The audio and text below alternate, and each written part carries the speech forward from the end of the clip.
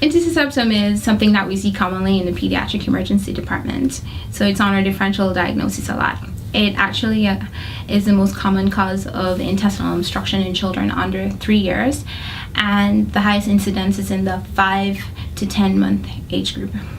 Now, what is it? It's basically the invaginating or telescoping of a proximal segment of bowel into the adjacent lumen of the distal segment. Now, because it's something we consider so often, it's great to have a tool that will allow you to diagnose it very quickly, and ultrasound is that tool.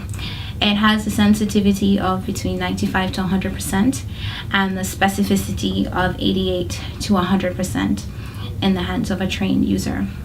Now, what are we looking for?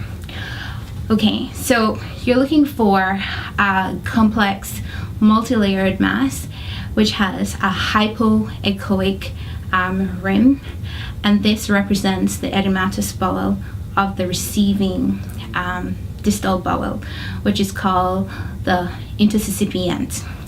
Then you have more of a hyperechoic core, which can be heterogeneous, and this represents the invaginating bowel, which is the intussusceptum.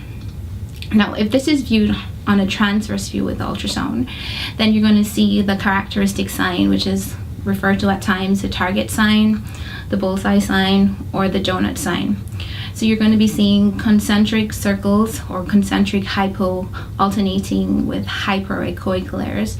On the outside, you'll see that hypoechoic rim of the receiving intussusceptum, which is the receiving bowel, which is edematous and dilated. And on the inside, you will see the hyperechoic core, which is the intussusceptum, which is the invaginating bowel. So it has that typical target sign.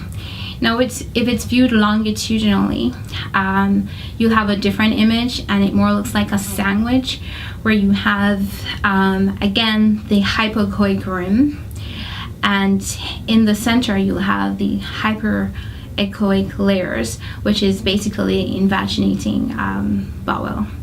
And this is sometimes also referred to as the pseudo kidney sign. Now, the last step to do is really just to put on the flow and see if there's any flow to the area. And if you have flow, that is good. It means that the bowel is still viable.